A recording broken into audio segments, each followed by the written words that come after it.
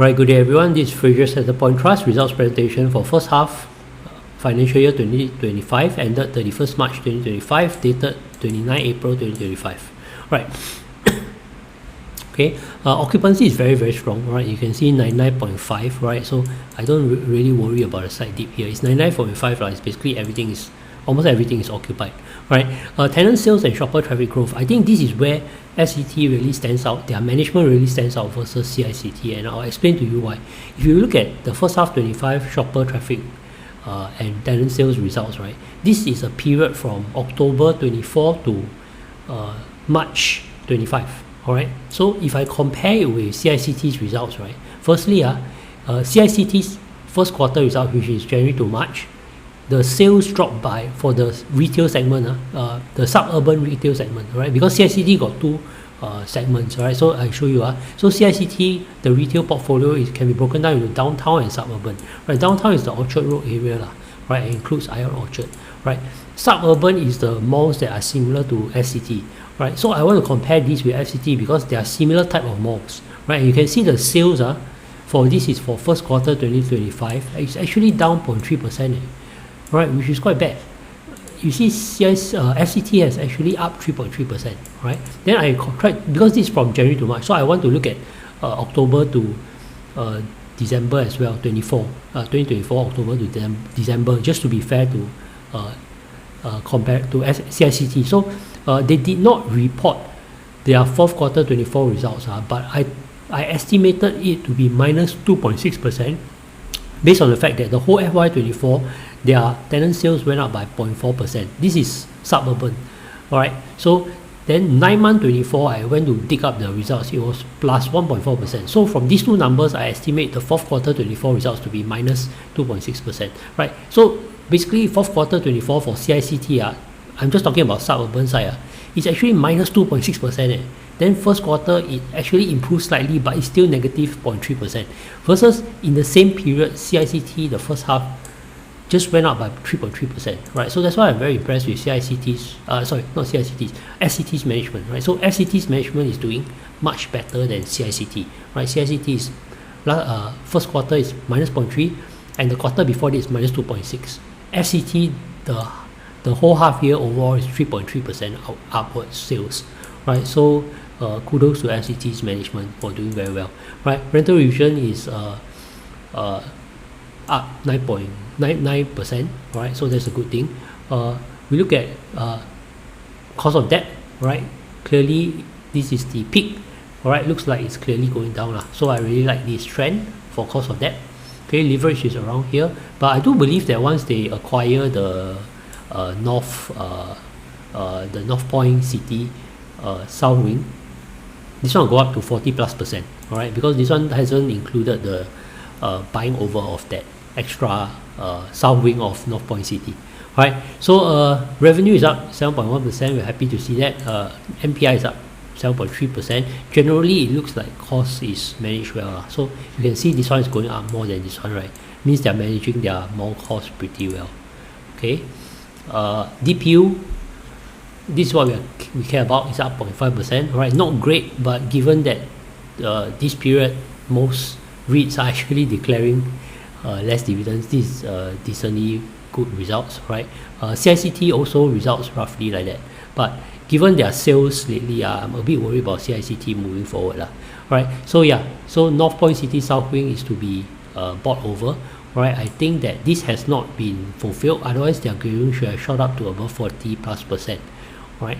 So I think it's a correct move, right? They're doubling down on a high density area in Yishun, right? If you go and watch my video on North Point City, there are slides from FCT that show how densely populated Yishun is, right? Which is not so good for people living in Yishun, but it's good for the mall, right? Because the mall is going to be very well frequented by the people there, right? So this one macroeconomics I don't want to discuss too much. I think it's nothing much to say. Low retail supply, we know that, right? There's not going to be any new big new malls coming out in Singapore because of land spaces, right? So look at the general results, half year 2025 versus the last year's same period, right? So generally the trend is all good, right? Revenue is up, net property expense is down, net property income is up 7.3%, right? So they're controlling costs well, right? Which is something that we are happy to look at.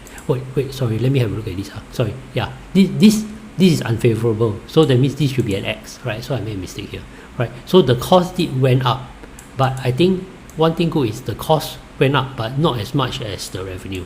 That's why you see NPI actually went up more than the revenue, right? So I would still consider this as good cost management, right? Because you bring in more revenue, but not proportionately more property expenses, right? So yeah, dividend is up 0.5%, not the best possible results, but not going to complain too much about that, right? NAV is more or less steady, right? It's actually down by 1 cent to 2.28, right, from 2.29. Alright, we look at gearing, it's at 38.6%, but this should go up shortly when they include the acquisition of the south wing of North Point City.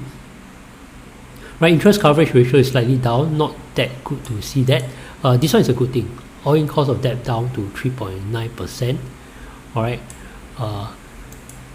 yeah, this one going up is a bit surprising to me. I'm not sure why they are hedging more of their interest rates to fixed rate, right? Considering that I think interest rates should go down, but I don't think it's wrong to increase predictability of your cost of debt, right? So I don't think it's a bad move lah, but I probably would have preferred if they let this stay low, right? Which they have been doing, right? But not a big deal. Right, debt-wise, financial year 25, which is the next half of the year, there's no more refinancing to be done, so we don't have to worry about that, right? Unlikely cost of debt is going to shift for the next 6 months or so, right? Next financial year though, there's quite a lot of debt to be refinanced, right? This one is a bit of a concern whether or not you raise the interest rates, right? We have to see what happens at that point of interest, what interest rates are at that point of time, right? So distributions to be paid out 6.054 cents, all right, this for 6 months, all right. FCT only pays once every 6 months, right, at a price of $2.19, which I think is roughly the current price. I cannot remember, sorry, I didn't check the price before I shot this video. I started shooting this video at 2.19 $2.19 is 5.5% dividend. I'll be really interested closer to $2. At 2.02 cents, it will be 6% dividend, right? This will be attractive to me, right? So anywhere near $2, I would really like to probably acquire more, right? Yeah, so this is their performance across the mall. Occupancy is high across the board. I don't really think a down 1% is a cause for concern, right? It could be just tenants moving in and out. Alright, so I think these things are not a big deal. Anything above 95% is pretty decent, and you can see that even those that drop, right, are still above 99%, so there's no cause for concern there.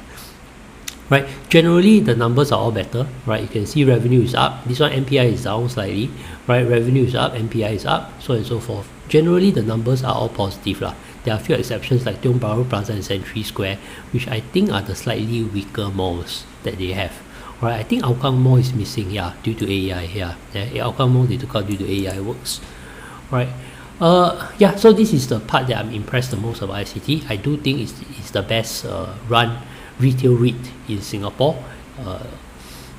These CDC vouchers that should support spending in the malls, right? Because supermarkets, 50% of the vouchers are just purely for supermarkets. Of course, you can say that they can spend elsewhere, outside of a mall, but it should help spur spending, right? We can look at rental revisions, generally very good across the board. The poorest malls are Tiong Bahru Plaza and White Sands. That's why I say that these two are likely to be the weaker ones, but even so, it's still above 5% rental revision rate, so I would say that demand is still very strong. This is clearly above inflation, right, as far as I can tell. 5.5%, I'm pretty sure 5.5% is above inflation in Singapore lately. Alright, so all these things I won't talk too much about. I don't think I have too much to say.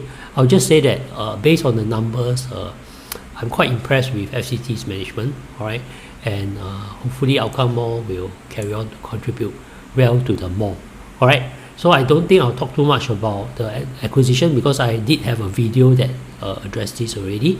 Right, with that, I think that's all. Right, thank you for listening.